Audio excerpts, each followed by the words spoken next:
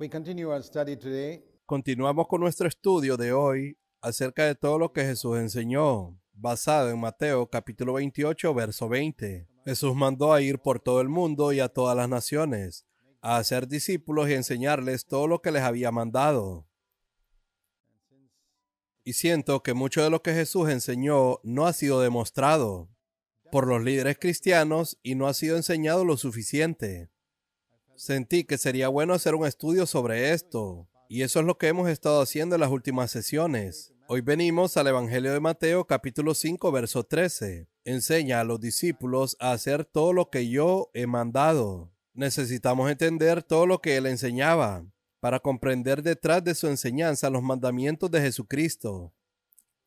Se dirige a sus discípulos. Recuerda el sermón del monte que leímos en Mateo 5. Se dirige a sus discípulos. Versículo 1 del capítulo 5. Sus discípulos vinieron a él y él les enseñaba. La multitud estaba sentada escuchando. A sus discípulos les dice: vosotros sois la sal de la tierra. No dijo eso a las multitudes. Las multitudes no son ciertamente la sal de la tierra. Ellos no tienen sal, pero los discípulos deben ser la sal de la tierra. Jesús fue un gran maestro de usar descripciones verbales y las dejó a nosotros para que podamos entender cuál es el significado detrás de ellas en el momento que busquemos la inspiración y la revelación del Espíritu Santo. Tú eres la sal de la tierra, pero si la sal se ha vuelto insípida, ¿cómo se hará salada? Ya no sirve para nada, solo para ser arrojada y pisoteada por los hombres. Entonces, ¿cuál es el propósito de la sal en nuestra comida? Aquí está hablando del sabor. La sal se utiliza para muchas otras razones, como para conservar el pescado y otras cosas por el estilo. Durante largos periodos los ponen en sal. Pero él no está hablando aquí sobre el poder de conservación de la sal. Está hablando del sabor. No podemos evitar que el mundo se pudra. Se pudrirá porque los corazones de los hombres están totalmente dispuestos a el mal. Pero en la iglesia está hablando de discípulos que han conservado el sabor del cielo en sus vidas. Eso significa que cuando entras en contacto con este discípulo, saboreas algo del cielo, que es tan diferente de lo que ves en la persona promedio que saborea de esta tierra. ¿Qué quiero decir con saborear el cielo y saborear la tierra? Mucha gente, cuando los conoces, de lo único que pueden hablar es de lo que pasa en la tierra. ¿Cuál es el último precio de las acciones? ¿Y qué calamidades están ocurriendo aquí? Y sobre la maldad que está ocurriendo por allá, etcétera. O los últimos chismes sobre otra persona. Todo lo malo que puedes encontrar sobre la gente y compartirlo con los demás. Este es el sabor del mundo. Pero el sabor del cielo es algo que trae vida, alegría, paz y bondad.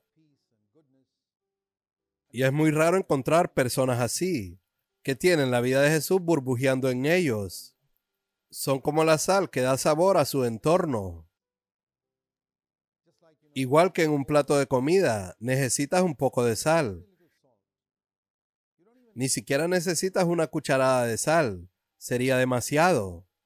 En un plato de comida necesitas muy poca sal para dar sabor a toda la comida, si la sal realmente es potente y buena. Pero si la sal es insípida, aunque pongas 20 cucharadas en ella, no va a hacer ninguna diferencia en el sabor. Así que la cuestión aquí no es la cantidad, sino la calidad. Porque si la sal se vuelve insípida, no está hablando de la cantidad de sal. Por lo tanto, él nos está mostrando que sus discípulos siempre serán pequeños en número. Aquí tienes un plato de arroz con curry. ¿Cuánta sal vas a poner en todo ese plato de arroz y curry? Ni siquiera media cucharada. Necesitas muy poca sal para hacer que todo ese plato tenga buen sabor.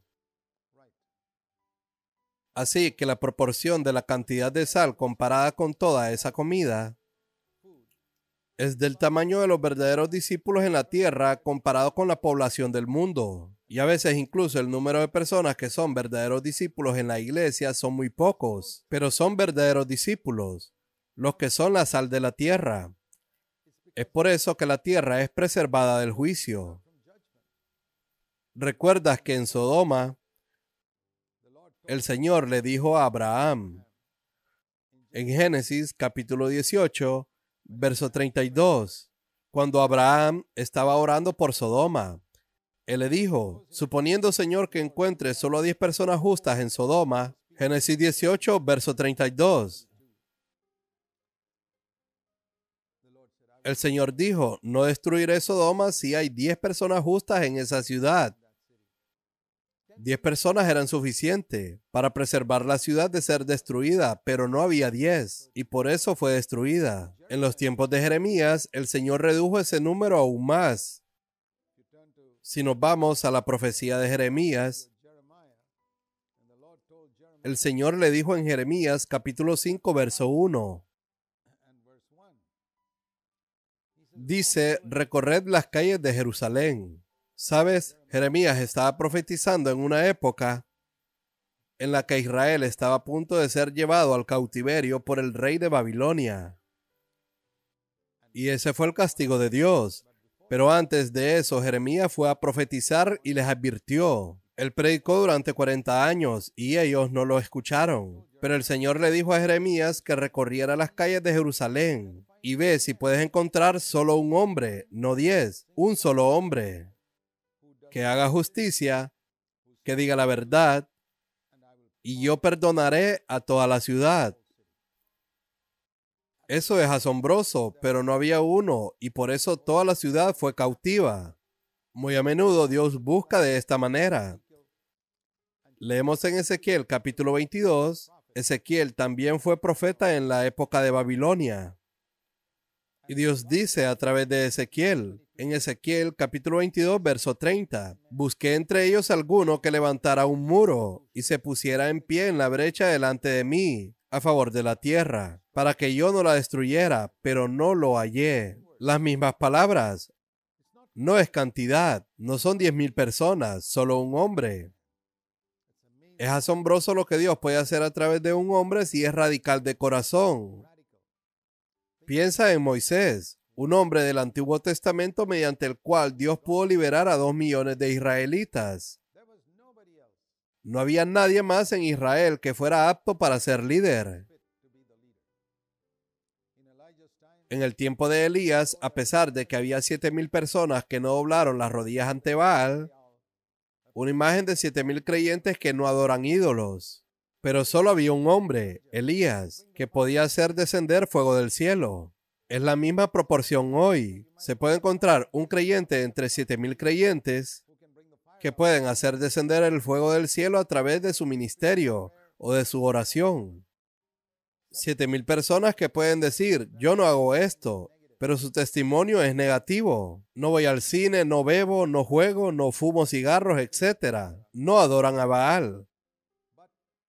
Pero ¿quién puede hacer bajar fuego del cielo? Es aquel que vive ante el rostro de Dios como Elías. Él tenía sal, al igual que en el Nuevo Testamento. Si quitas a un hombre de esa iglesia primitiva, el apóstol Pablo, simplemente eliminarlo como si no existiera, ¿te imaginas la pérdida que esa iglesia habría enfrentado? ¿La pérdida que habríamos enfrentado con gran parte de las escrituras faltando? Un hombre.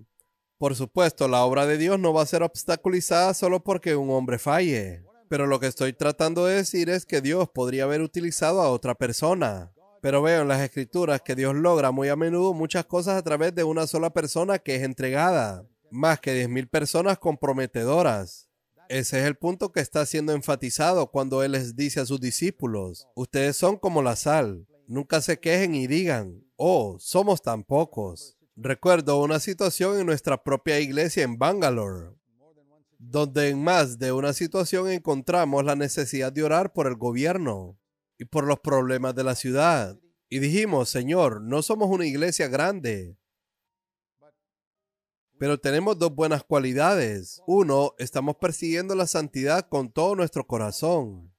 No estamos aquí para compararnos con los demás, pero podemos decir honestamente ante Dios, buscamos sinceramente la santidad y agradarte en todo. No queremos agradar a los hombres, no queremos adorar el dinero. No tenemos interés en el dinero en nuestra iglesia y por lo tanto no adoramos a Mamón, adoramos a Cristo. Y la segunda cosa es mejor que nuestra capacidad y conocimiento. Éramos uno con los demás, no éramos una iglesia llena de contiendas, pleitos, etc. Así que tenemos que buscar la santidad y la unidad. Esas son las cosas que Dios busca. Si observo iniquidad en mi corazón, el Señor no me escuchará. Salmo 66, verso 18. Porque donde 2 o 3 están reunidos, Mateo 18, verso 19 y 20 dice, en mi nombre, allí estoy yo en medio de ellos. Así que dije, tenemos pureza y tenemos unidad. Así que tenemos el derecho de obtener una respuesta a nuestra oración. Y hemos obtenido esa respuesta muchas veces en muchos milagros que Dios ha hecho. ¿Cómo hace Dios estas cosas? A través de unas pocas personas que no han perdido el sabor de justicia radical, pureza y amor ferviente, persiguiendo humildad, etc. Así que ten esto en mente, tú eres la sal de la tierra. Luego dijo, vosotros sois la luz del mundo. Una ciudad situada sobre un monte no se puede ocultar, ni se enciende una lámpara y se pone debajo de un almud. Mateo 5, verso 15. Sino sobre el candelero y alumbra a todos los que están en la casa. Así brille vuestra luz delante de los hombres, para que vean vuestras buenas acciones y glorifiquen a vuestro Padre que está en los cielos. La luz es otro ejemplo. Ese ejemplo ilustrativo que Jesús utilizó. Una bombilla, por ejemplo, o en aquellos días una lámpara. La mecha de una lámpara es una cosa muy pequeña. Una bombilla es una cosa muy pequeña, pero ilumina toda una habitación. La mecha en una lámpara en aquellos días era muy pequeña, pero a medida que se quemaba iluminaba toda la habitación. No era el tamaño de la mecha o el tamaño de la bombilla, sino la intensidad de la luz que salía de ella. De nuevo, el énfasis no está en la cantidad, sino en la calidad. Tenemos bombillas de cero potencia, que emiten una luz tan baja que apenas se puede ver nada de ella. Y luego tenemos bombillas potentes del mismo tamaño, bombillas halógenas que iluminan toda una calle. Así que una bombilla puede ser de muy baja o muy alta potencia. La importancia no es el tamaño, sino la potencia, la intensidad de potencia con la que puedes iluminar algo. Y Jesús dice que eres la luz del mundo. El mundo está en tinieblas. No debe haber nada de oscuridad en mí. Si soy una bombilla y la oscuridad del mundo está en mí, entonces soy como una bombilla fundida. Y muchas iglesias tienen cristianos que son como bombillas fundidas. Una vez estuvieron ardiendo, pero están fundidos. Han recaído y la luz ya no brilla. ¿Cuál es esa luz? Dice aquí, deja que los hombres vean tus buenas obras y glorifiquen a vuestro Padre que está en los cielos. En aquellos días, la luz venía a través de una lámpara que ardía constantemente con aceite, que se suministraba para que la mecha estuviera encendida. Y el aceite es un ejemplo del Espíritu Santo. Una marca de una persona ungida con el Espíritu Santo es que hace el bien. Dice en Hechos 10, verso 38, que cuando Jesús fue ungido con el Espíritu Santo y el poder, Él anduvo haciendo el bien. No iba por ahí recogiendo dinero de la gente para su ministerio como muchos de los llamados predicadores ungidos hacen hoy en día. Él era exactamente lo opuesto a eso. Él iba por ahí haciendo el bien y nunca cobraba por ello. La gente le daba regalos voluntariamente sin que él se los pidiera. Él los aceptaba, pero nunca daba a conocer sus necesidades a nadie. Él hacía el bien sin cobrar nada. Aquí dice, deja que tu luz alumbre delante de los hombres, para que vean tus buenas obras. Y no te glorificas a ti. Si haces buenas obras para conseguir honra para ti mismo y para conseguir gloria para ti mismo, eso es realmente oscuridad. Y un montón de buenas obras que muchos cristianos hacen con publicidad de sí mismos y obteniendo honor para ellos mismos o su organización o su ministerio, eso en realidad es oscuridad, porque no hay gloria que vaya al Padre en el cielo. La gloria viene a esa organización en particular o a ese hombre en particular. Deja que la gente vea tus buenas obras y dice aquí, glorifica a tu Padre en el cielo. Esa es una luz verdadera. Cuando una persona está haciendo el bien y como resultado de eso, Cristo es glorificado. Esto es lo que significa manifestar la luz. En Juan 1, verso 4, esta luz se describe así. En Juan 1, verso 4, en Jesucristo estaba la luz, y esa vida era la luz de los hombres. Así que la luz no es una doctrina, no es una enseñanza, no es un mensaje particular, es una vida. Es la vida misma de Jesús saliendo de nosotros a través del Espíritu Santo. Esa es la luz. Esa vieja lámpara que se encendió con el aceite. La vida de Jesús saliendo de nosotros. Esa es la luz. Ahora, es muy interesante ver lo que dijo Jesús en Juan 8, verso 12. Yo soy la luz del mundo. Él dijo eso claramente. Y Él es la luz del mundo. El que me sigue nunca andará en tinieblas. Siempre que una persona camina en tinieblas, según Juan 8, verso 12, podemos decir que es una persona que no está siguiendo a Jesús. Sin duda alguna. Si alguno de ustedes dice, estoy caminando un poco en tinieblas en este momento, eso es porque no está siguiendo a Jesús. No digo que estén confundidos acerca de la voluntad de Dios. Incluso Jesús estaba confundido acerca de la voluntad del Padre, perplejo en el jardín del Getsemaní. Por eso oró durante 1 hora. ¿Debo beber esta copa o no? Eso no es oscuridad. La perplejidad es parte de la vida de fe, pero la oscuridad es otra cosa, algo contrario a la vida de Jesús.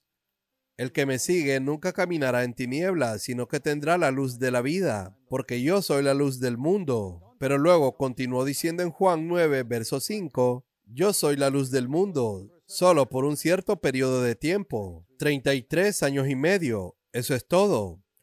Juan capítulo 9, verso 5, él dijo, mientras yo esté en el mundo, yo soy la luz del mundo. ¿Y cuánto tiempo estuvo en el mundo? 33 años y medio. La gente puede ser súper espiritual y decir, bueno, Cristo no está en el mundo ahora mismo. Pero si realmente lees en Juan 17, verso 11, él dice, ya no estoy en este mundo.